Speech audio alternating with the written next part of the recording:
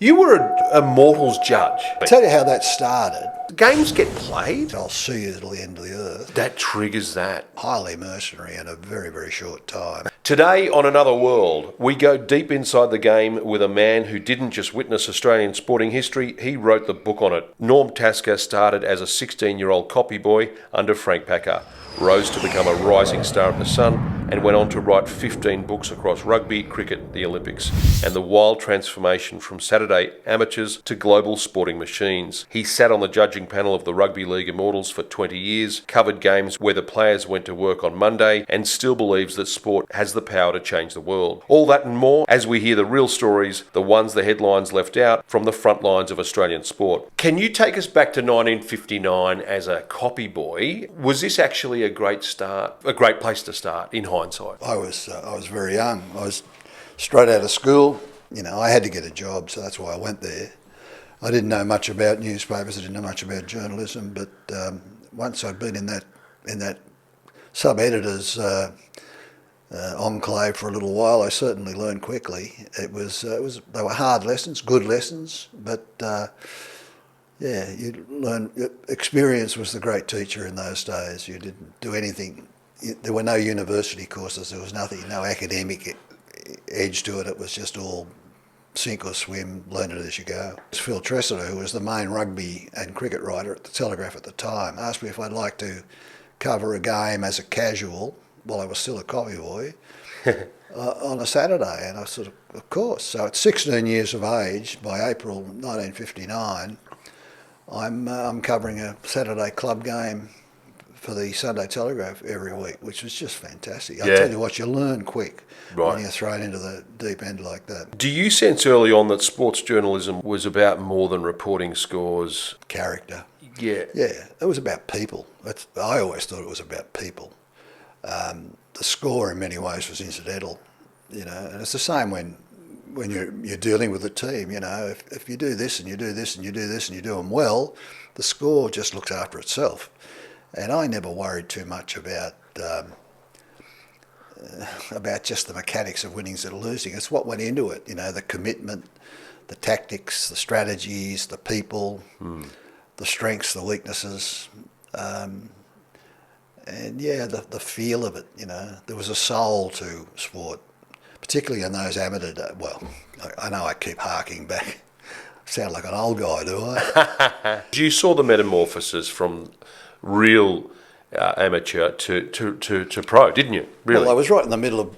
I was right in the middle of the World Series cricket thing that Kerry Packer organised. How challenging was it being a journalist at that time? Were you caught between? It was just awful. It was awful for everybody. And I was touring with with Greg Chappell's Ashes team in Britain when all this broke. They'd been signing up all these clandestine contracts while the centenary test was on in Melbourne. Okay. And it was a very sneaky sort of thing. It really was. They were sworn to silence. There was no possibility of it getting out the way they'd been treated. But it did eventually get out, of course, and it got out while we were at Hove in England during that tour. And it just split the team. You know, there were guys, they'd get on the bus and they'd say to each other, which side are you on?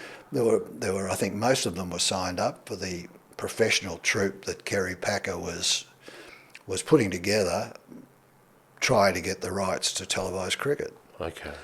The ABC had controlled it to that point. Oh, okay. But there was a terrible split in the team. Players that were left out were really hurt because they felt that they'd been overlooked unfairly, and there were half a dozen of them.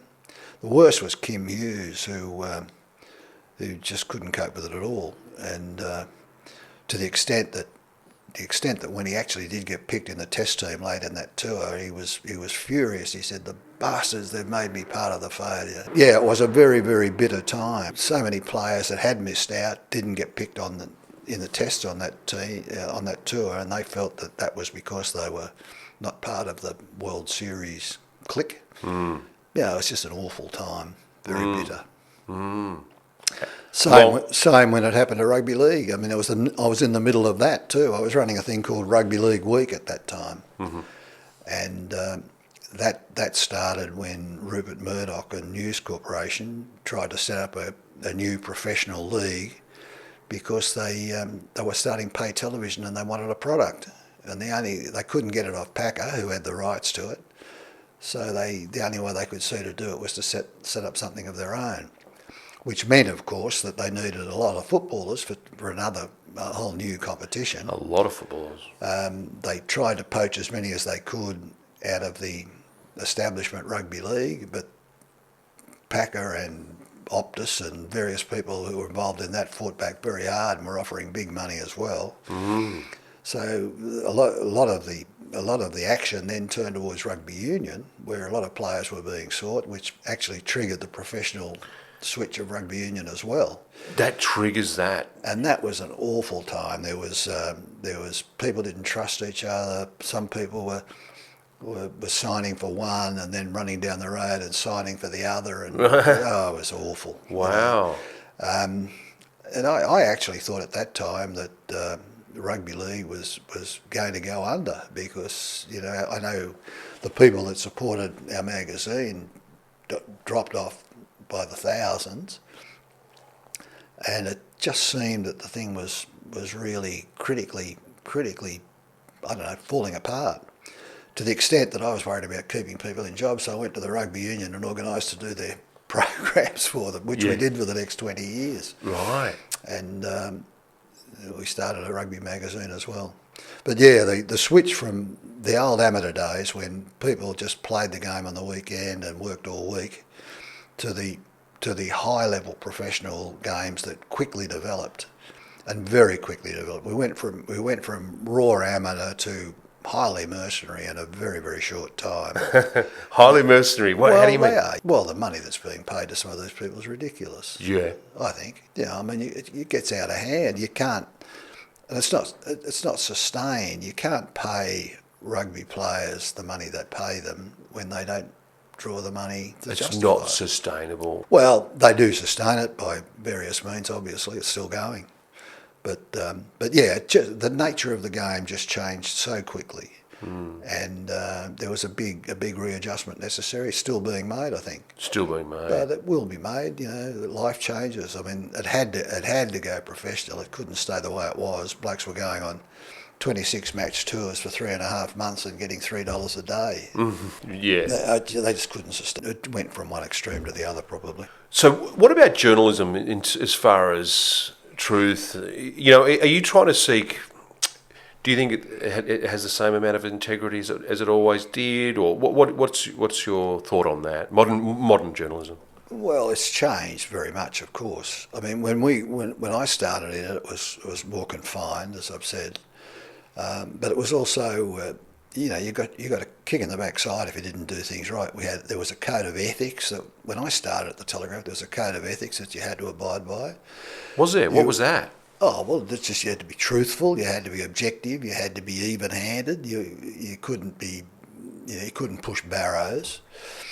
But there were editors and there was a sub-editor base that went through everything with a fine-tooth comb. Then there was a check sub-editor who made sure that was properly done. Then when everything was actually put into print, there were readers who read the thing against the original copy. So there were no mistakes. Everything was really checked over. Okay. I don't think that happens these days. I think, reading the paper, you see so many simple errors that should have been picked up. Yeah. So there's that element to it. I think good journalism is still good journalism. There are plenty of good journalists around, and it's the integrity of that and the fairness of that and the objectivity of that is fine. Yeah. But I think it's very fragmented now. There are so many outlets, social media and the various things that have jumped into the pool have made a hell of a difference, and some of that is obviously not accurate and not conditioned to the sort of rules that we live by. And also, I think in some of the mainstream ones, you get a commercial interest now that dictates who supports what and in what way they support it, and that tends to undermine the the credibility of the news cycle generally, I think. What about Norm? Were you ever put in a tricky spot where you were caught between looking after the big boss and the story? And Early on, when I was very young and very new to it, before I got into sport, I had to cover the Royal Easter Show, and Frank Packer was very keen on polo, so he sponsored the I think they called it the Telegraph Gold Cup, okay, which was played at the showground with all these. This is at Moore Park, obviously. It was the old showground, at Moore Park, and you had to be on the ball there. You had to. It was ridiculous. You get these very powerful, a smaller group of people, but quite influential. Absolutely. No one was really interested except this small group of people, but it had commanded a lot of space on page 3 or page 5 of the paper, so you had to be aware of that. I think you said I thought a chucker was something a bad bowler in cricket. Well, that's true. But no, I found I never ever felt under any pressure from anybody to be less than honest or less than objective. Even when the great clash happened between News Corporation and the Packer operation with the Rugby League. Yeah, I was running Rugby League Week, and that was a Packer product. And I had James Packer called me down. I had a discussion with him about it. But he wouldn't. He wasn't. He made it very clear. He said, "I'm not going to influence you in any way." Probably. That might have been enough for some people. But introduced you to Phil Gould, sort of thing, wasn't it? Well, he did. He wanted me to do something with Phil Gould, and I thought about it for a while, but I declined because I didn't want to be influenced. I didn't want to be seen to be influenced. Okay. So there you go. We made our own decisions about how we did it and what we did it, and they were purely journalistic. It was nothing to do with the commercial interests of the proprietor or anybody else. 1961 Fiji. That was my first go. Yeah. I think I did that because Tressida had gone away with... that must have been pretty good. Life's pretty good there? Oh, it was fantastic. I remember they got me on the carver once, and I was about 18, and I didn't handle it very well. On the carver, oh, right. I used to mix up this stuff, and I had a kick in it. Oh, right. But they were an interesting bunch of people. What is that carver? What is that? Oh, it's a root of some plant. Yes. Alcohol sort of thing. It's not alcohol, but it's... I don't know. Yeah. Whether it's hallucinatory or like magic mushrooms, I think. But anyway, it's there. But that particular group, their manager was a fellow called Ratu Panaya Nanalau, and the coach was a fellow called Ratu George Thakambau, and they were two of the high chiefs of Fiji. One of them finished up Governor General. The other one finished up Prime Minister. I think they were the two most powerful people in Fiji, and they were running the team. So they were pretty much under the thumb.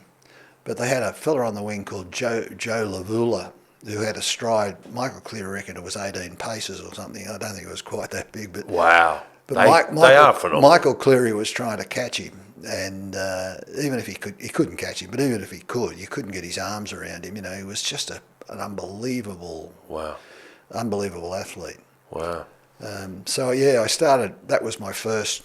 That series was the first test that Ken Catchpole had played. It was the first test Richard Thornett played. There was a whole heap of them made debuts in that series, and Catchpole went in there at 21 years of age as captain. When Catchpole debuts, do you realise that's history in the making, or is it? I think we all did. Did you? He came into Randwick's team in 1959, straight out of school virtually, and immediately sort of dominated the competition. He was just one of those guys that sort of stood out as a special talent. Yeah. Randwick won the premiership that year for the first time in a long time, and basically a lot of it was his doing. And there was no test matches in 1960, so 61 was his first opportunity to sort of get a real go.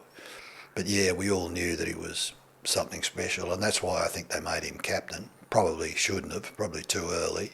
You think?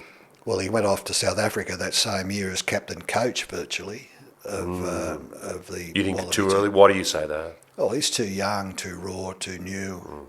You're going from league, union, back again. I actually went where I was told to go. Did you? Basically. Yeah.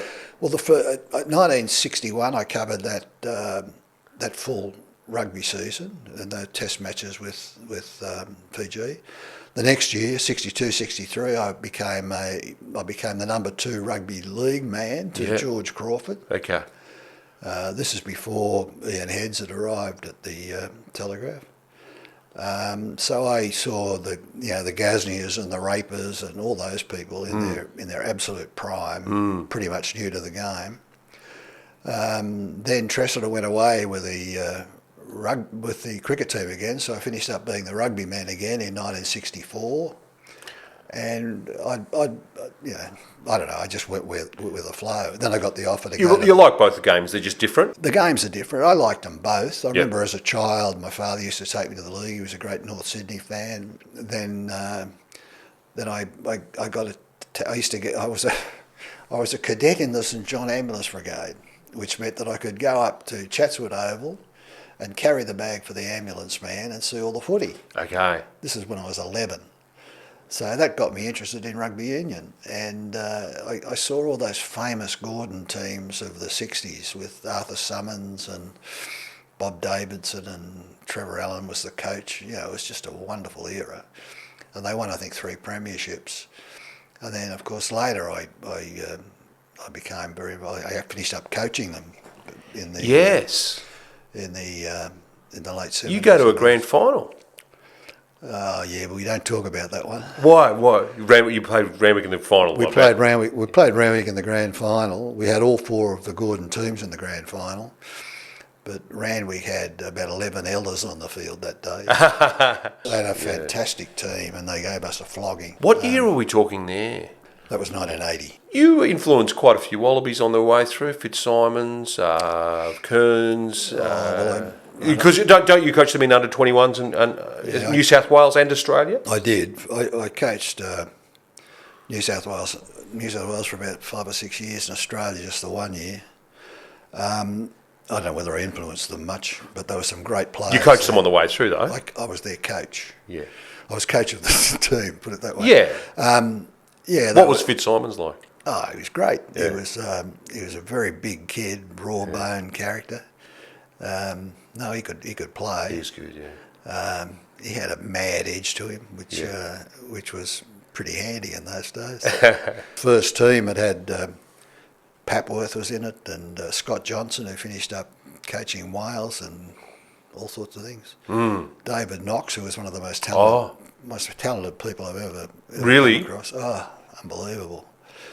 They were very good days. Why was he was very good, wasn't he? But he was. But he had a bit of trouble controlling himself sometimes, but he was a very, very talented individual. There's no question about that. What do you mean controlling himself? You mean outside of the game, you mean? Or? Oh, well, he got sent off in rugby and sent off in cricket. And he was a very talented cricketer too. Okay. But, Understand. Had an edge to him. He played a few tests for Australia. Oh, he did, and very well. Yeah. Late in the day, he ran into. He was playing at the same time as Michael Liner, which sort of kept him out of a lot of stuff. Yeah. No, he was very good. But there were some great players through those under 21 days. I think when the 1991 World Cup was on, I'd coached half the team through the under 21s. Okay. They were great days. Yeah. And Gaznier could just switch gears, you were saying. Kelly slips the pass away to the flying Gaznier, puts it down. Well, I reckon the 2 best players I ever saw, and I know a lot of these things stick because you see them in your youth, but Gaznier, number 1, Catchpole, number 2. Gaznier, number 1, Catchpole, number 2? I think so. Well, that was my impression at the time. I mean... He was that good. And again, as a very young person who probably didn't understand it to the extent that I would today, but Gaznier had an ability to change speeds, and it was like someone doing trigonometry. In those days they had cover defenders. Johnny Raper would pick people up in the corner, and you could. What do you mean by that? You mean he'd time it perfectly? You mean, or just work out where the attacker was going to be and cover defend to pick him up late. Whereas these days the defence is very much straight up, you know. But Gasnier had the ability to sort of set a pace, and the cover defender would work out what that pace was and triangulate it so that he could get there at the precise time to make the tackle. And then Gasnier suddenly wasn't there. Yeah. He just had another gear. Right.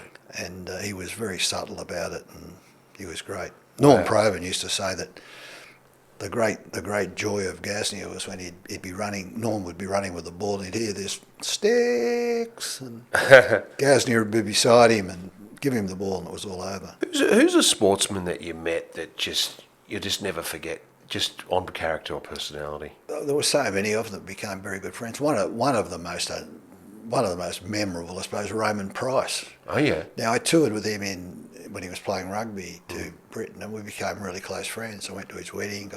I was with him last week, having a beer with him, and I've always said that, you know, when you strike people that you see have a particular character. I always said about Pricey, if I had to go into the trench with somebody, it'd be him. Right. You know? What is it? What is that? Oh, just a courage, a character. But there were many, many, many of them like that.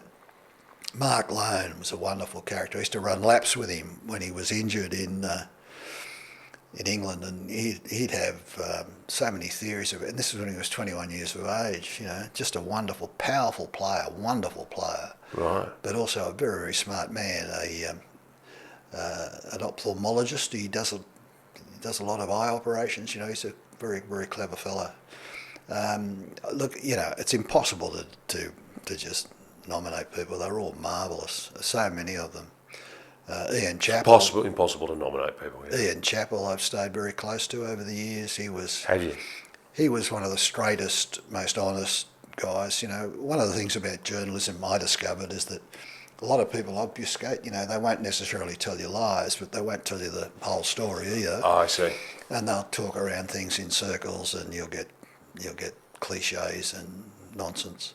Never with Chappell. He was straight at it and honest, and bit too honest for you sometimes. Well, he's a bit too honest for some people. Yeah, okay. But never for me. I found him to be, and you know, you make judgments about whether he was going to get himself into trouble saying something silly. You say, well, don't say that, Ian. You know, or no, not particularly Ian. He always pretty controlled about what he said. But I used to do that with some people who would, you know, I mean, some things just shouldn't be said.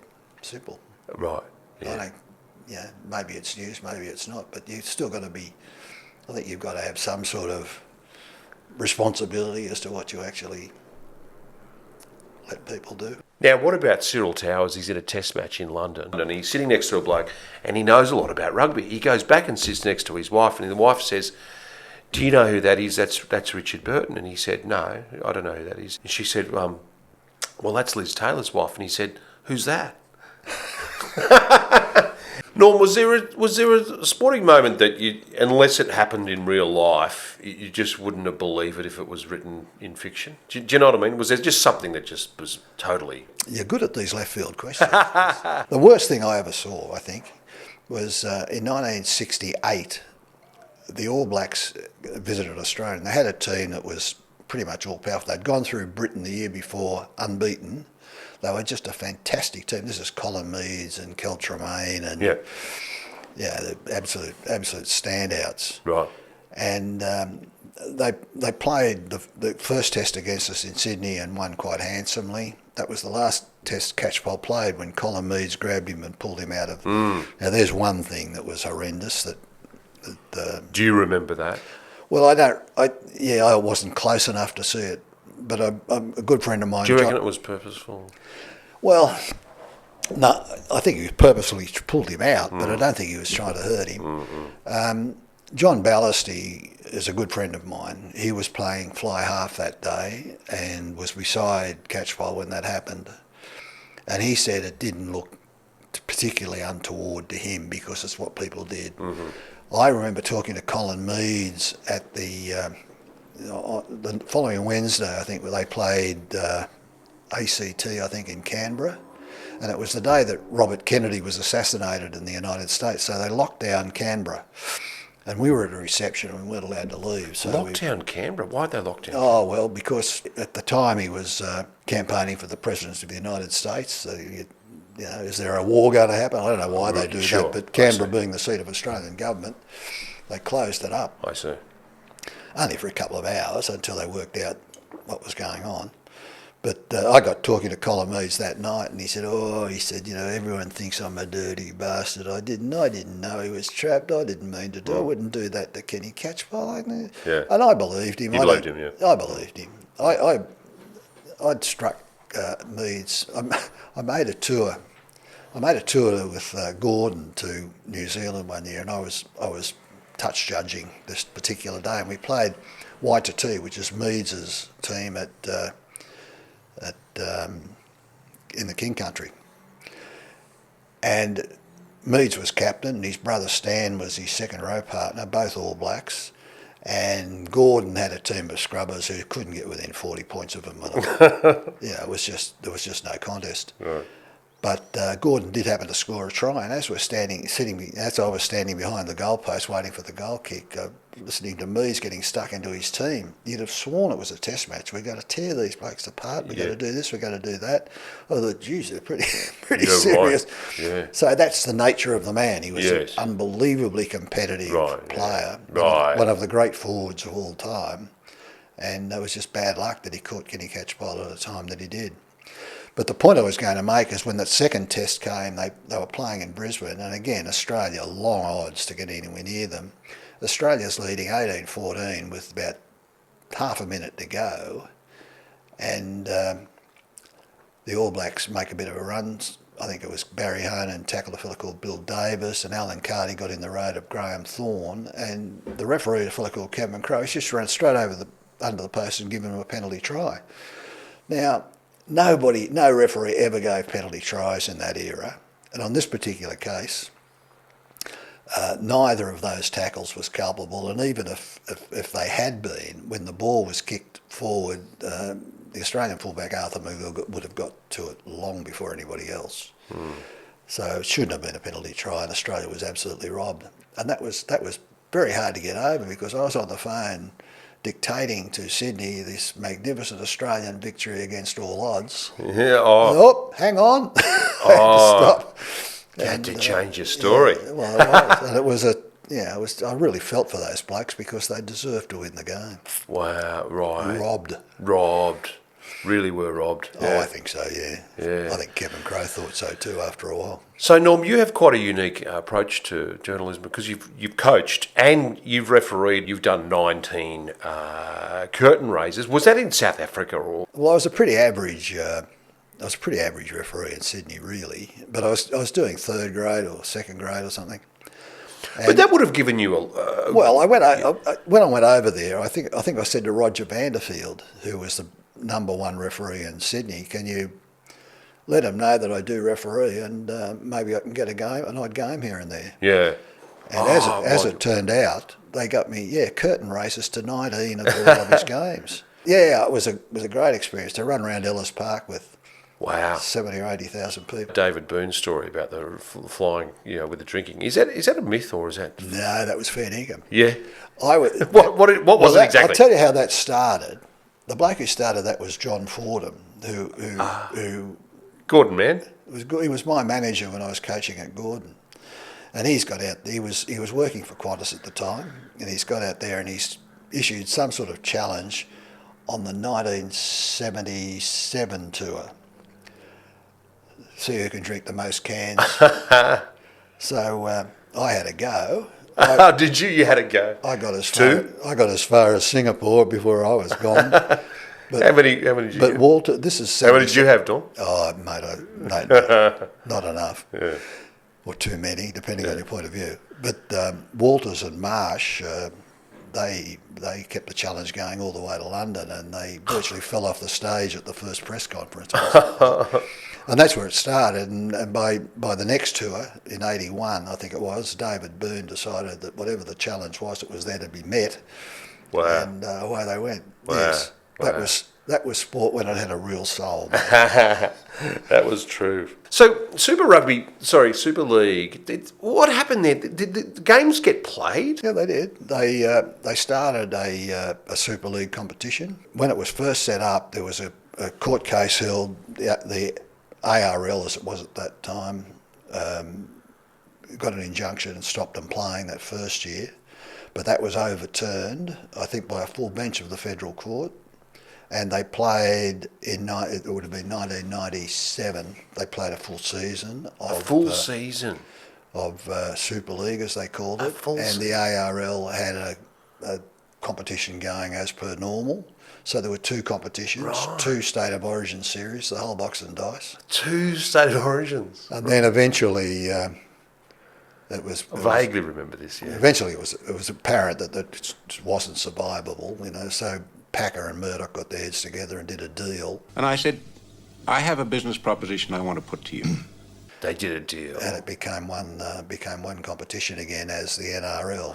So what was the reason it was that started? Because league was already professional. The reason it started was that Rupert Murdoch had set up a company called Foxtel in partnership with Telstra. And they needed something to sell subscriptions. Right. And it was apparent to them that sport was the big seller. Apparent to them. And they tried to get the Rugby League to go with them. Okay. But Packer had it sewn up for Channel 9, and in signing it up for Channel 9, he'd also put a clause in there that if ever pay television happened in Australia, he would have the rights to that too. Okay. So he went to the league and told them, if anybody here wants to try to break my contract, I'll sue you till the end of the earth. And he just terrified them, he really did. Right. So it was set up that Rupert Murdoch set up a rival competition so that he had something to televise, hoping that he'd eventually get hold of the league anyway. Is that right? It's almost like a faux league. Well, it was the same game. Same game, but you know what I mean? It was, yeah. Yeah, it was just a different competition. Because there was money getting thrown around left, right and centre, wasn't there? Well, it was. I mean, when it became clear that News Limited was spending so much money on enticing players, and we're talking hundreds of thousands of dollars at a time when you could buy a house in Sydney for that. Right. I wrote a book with Steve Menzies, and he was just herded into a bus. He's 21 years of age at the time, roughly. Herded into a bus to go into Phillip Street to, quote, negotiate, unquote. And he didn't even know where he was going or what it was about. But he's tagged along because it was all the Manly blokes. And they've got in there and he was told, right, here's a cheque for $200,000. And he said, what's that for? He said, that's for staying loyal to the Australian Rugby League. He said, well, what do I have to do for it? He said, nothing. You just keep playing for Manly. He said, well, I've been doing that anyway. So Christmas for a lot of people. Didn't the chief Newcastle did Well, right? he was very clever. He worked out that there was a lot of money. So he organised the whole of the Newcastle club and got them to Sydney and got them all signed up for the ARL on a I think he made a few bob out of it himself. Right. But they were all doing it. I mean, some of them are going down to Phillip Street, getting an offer from the Australian Rugby League, then wandering down to Holt Street, down the other end of town, and upping the ante. Wow. And it became an auction. An auction. It was horrendous. Dutch auctions all over the place. Reserve graders were getting paid money that they could never have dreamed of. Oh, really? Just to get the numbers. Did it all stick? Did they end up getting paid that sort of money? Or? Well, they did, yes. Yeah, they did. No, they were very honourable about it. Whatever deals were made were honoured. Wow. Oh, they were honoured. And then those two competitions existed, I think, just for the 1 year. And it might have been two. Oh, I forget. But anyway, when they eventually came together, it was only because Packer and Murdoch worked out how they could manage the thing between them. And eventually News Limited was pretty triumphant in getting the game for Foxtel. What was it like working for Packer? You worked for Packer, didn't you? I worked for Frank first. And then for Kerry. Yes. Oh, Kerry. Because there's a few stories about those, the family. I quite liked Kerry. I didn't have any problem with him. A lot of people thought he was a bit of a bully, and I suppose he could have been. But on that '77 tour of England, they had a press game which they did on all tours, English press versus Australian press. And Ian Chappell had retired. He was working for the press then, so he was playing, and he was also dealing with Packer about the World Series thing down at the Dorchester Hotel in London. And we were a man short for the Australian press team, so he said to Kerry Packer, would you like a game of cricket? So Packer's arrived at Harrogate in a helicopter to play in this cricket team. And as fate had it, he was a pretty good sportsman. Sorry. He was a very good sportsman. Yeah. He had a really good hand-eye coordination, and he could handle it. Anyway, he played quite well this day. He fielded in slips and took some catches. He was good. You know, he had plenty going for him. But anyway, as it turned out, I went in about number 10, and we had 4 shots. We needed 4 runs to win, and Kerry's at the other end. And I've swiped at a couple and missed, and then I eventually connected with one. I've hit a 4 and game over. So we walked off the field, and of course, in the middle of World Series cricket, there were 1,000 cameras there. So they've all descended on us. And I said to him, Kerry, I know it was a good shot, but this is ridiculous. He just pushed me ahead of him, and off we got. The photo ended up on one of the Pushed you ahead of him. Why is this? He was trying to avoid publicity. He couldn't, of course. Okay. Yeah, the photo of that ended up on the cover of the History of Australian Cricket. So there I was, not much of a player, but history in the making. History in the making. Some of the privileges you get, though, you know, one of those, well, the rugby tour of Britain, for instance, the first week we were there, we had a lunch at the British Sportsman's Club, which they put on for touring teams. So I've sat down in my allotted spot. Next to me is Roger Bannister. Yeah. Now, a lot of people wouldn't remember, but Roger Bannister was the first man to run the 4-minute mile in 1954. Running a 4-minute mile in 1954 was like climbing Everest or being first man on the moon. You know, it was just impossible. New Zealand school kids do it today, but back then you couldn't do it. And he became a very famous figure, Sir Roger Bannister. And to me, and to all of us in the 70s, you know, he was still a very famous figure. So there, I'm sitting next to Roger Bannister, and then when the lunch is half over, a guy from the next table walks over, and this is Sir Douglas Bader. Roger introduces me to Douglas. Douglas, of course, was Tin Legs of World War II fame, for whom was written a wonderful book called Reach for the Sky, and a fantastic movie in which Kenneth Moore played Douglas Bader. And he was a World War II flying ace without any legs. Famous character. So at lunch I met these 2 guys, so an indication of just what privilege can be gained on tours like that. We went to Buckingham Palace, and I chatted with the Queen of England for half an hour about how she amuses herself. You know, what does she do for enjoyment, and what did she say? Well, she said, well, I love the television. She said, my favourite show is Kojak. She said that. It was a police show from New York. Telly Savalas or something? She said, that Telly Savalas. She said, I love that Telly Savalas. She said, you wouldn't believe it. We're having an investiture or something here one day. She said, I looked up the back of the room, and there he is, Telly Savalas. She said, I was so nervous. Right. I said, well, he probably was too, ma'am. You know. But she was wonderful. And was she? Yeah. I think that particular occasion, we had Charles and Anne there as well. And, yeah, it was a great occasion. Great fun. You were an Immortals judge. I resurrected the Immortals. But you were a judge for 2 decades, or am I wrong on that? No, that's right, I was. Oh, that's Rugby League? Rugby League. Yeah. Well, how it happened, Ian Heads had started the Immortals in 1983 with those 4 originals, Churchill, Gasnier, Raper and Fulton. Oh. And I'd taken over Rugby League Week in 1987.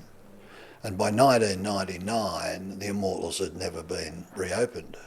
And Wally Lewis had so dominated for so long that I said, well, maybe we should think about having a 5th Immortal. Oh. So we did. We started a search for the 5th Immortal.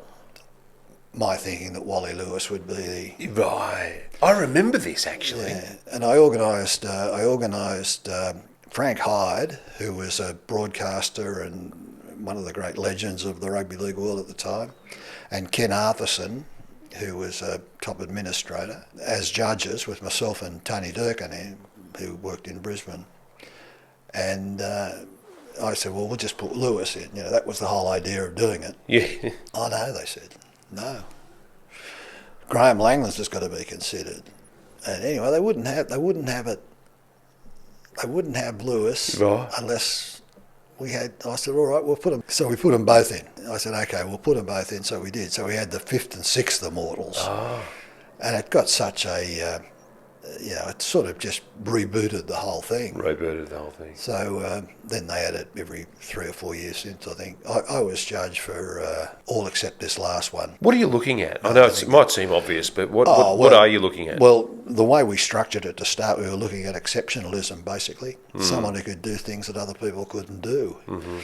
I think they've sort of modified it a bit now to include sort of service but I never felt it was that. I felt if you're going to put the word immortal to it, it's got to be immortal. You've got to be one of a kind, and nobody can touch you. And how do you work out that they can do things that other people can't do? What do you mean by that? By watching them, you see the things that Gazzy could do, and he could do things no other person could do. Beatson the same. He could do things that were very rare. And what was it about Beatson? Just his control of space and time, his ability to put people through holes that only he could see. He was just the most. He had the best spatial understanding of any player. There was another bloke. Wasn't he a forward? He was a prop. Yeah. There was another one from England called Brian McTeague who toured out here in the early 60s who was the same. He had this amazing capacity to find space, to see holes, to conjure up places to run for other people, and they just waddled around the field in a lot of respects, but created so much havoc for the fences because their control of space and time was just so good. Every one of those Immortals. I remember when we put Andrew Johns in, there was a big debate, but he was so far and away the player of his time that you just had to do it. Yeah, you just had to do it. Yeah. And there's others that qualify. Darren Lockyer should probably be in there. There's a lot of them that qualify or very close to qualifying. It's a very hard thing. It's a hard thing. Yeah. It is essentially subjective. Does it come down to a vote scenario? Oh yeah. Well, now.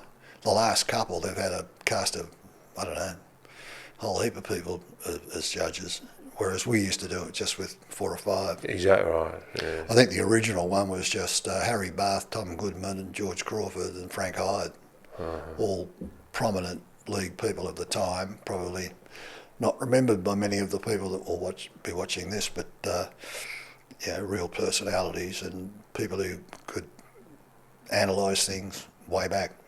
It was decided that it should be from World War II, post-war, because nobody could remember before. When we did add some pre-war, I think I suggested that it should be just 4 people, get them out, get them done and forget about it, because you can't keep going back. If you keep going back, it just gets out of hand. Which moment do you think defines your career? I don't know. It was just a succession of one day after another. I still don't think I was a great hotshot journo. No, I don't. I was just lucky to be working through a good era with good people at a good time, and when sport was a very genuine thing. Genuine thing. The best result of all those years for me is just the friends I've made, the people I've dealt with. What about Junior, right? Wayne Pearce. How good was he? Crossfield to his support and picks up Wayne Pearce, and Pearce is over to score. Good. Oh, he was great. He was a very, very good man too. Yes. Really fine bloke. Because he had it a bit rough. It was a bit of a rough trot there, according to your book. Left out of 86. He was shafted on a kangaroo tour when he was... Do you think he was shafted? A bit of favouritism going on with one of the people in power. Yeah. But, you can't... I don't know. That's life. You can't prove those things. That was just an assumption that a few of us had. But what about his influence on the game? Well, he was a fine player, and B, he's been a very good administrator too, and because he understands the game, he's not just a commercial operator worrying about where the next dollar's coming from. He understands the culture of the game, just what the values are that make the game it is. Yeah. And I think you need that sort of balance given the way that commerce is sort of directing things these days. Yes. Women in sport, Norm, thriving. Well, it is. It's always thrived to an extent, but it was always individual sports, great tennis players, great swimmers. There were some wonderful, Kathy Freeman, Shane Yvonne Goolagong, Margaret Court. There's been plenty of wonderful female sportsmen. Mm-hmm. But the difference now is that the team sports have embraced women to the extent they have. I remember I had 4 kids, and the 2 boys would be out in the backyard. One would be Viv Richards and one would be Michael Clark or David Boone or someone. The girls never had that. They didn't have anything to look up to. Didn't have anything. They played a bit of softball and netball and what have you, but there was never that same sort of focus on women's sport that is the case today because of what they've done in soccer. In rugby, I mean, there's Australian girls that have got gold medals from playing rugby.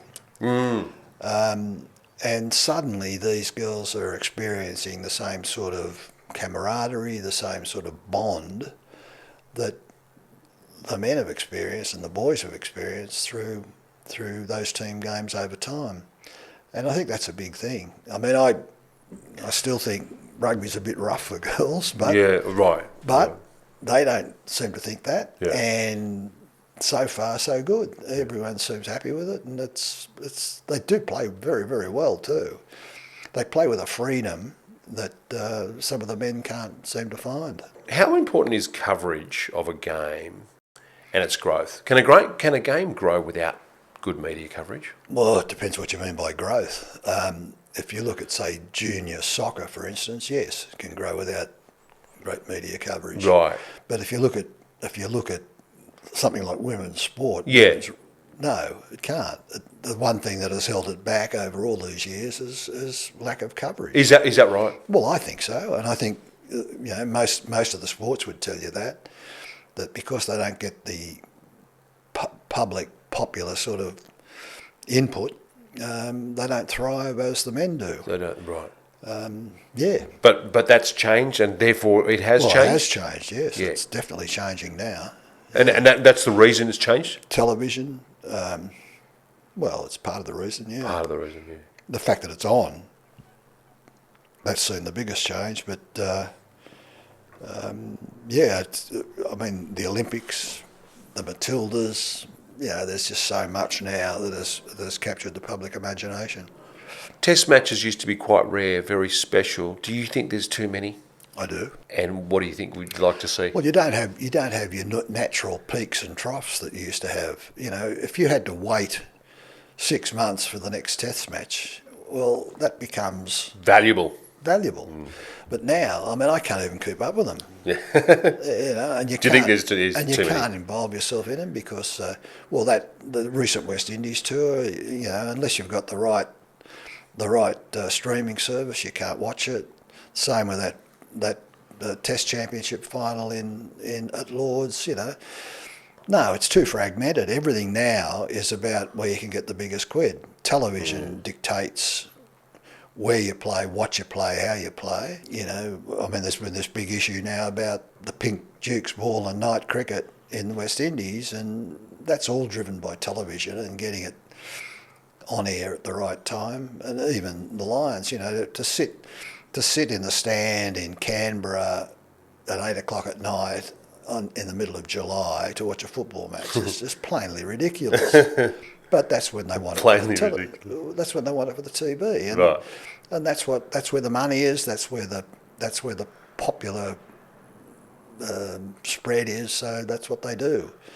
So the game that used to be is very different now. It's a professional public entertainment, and it's geared accordingly. Not to mention any names, but greedy sports people because of the money. Is it quite mercenary? Well, of course it is. Yeah, when it comes to dollars and that, yeah. But man can only compete in the environment in which he finds himself. And if you're in an environment which is offering you a shed load of money, Yeah. you're going to take it. Yeah. And I don't condemn them for that. No.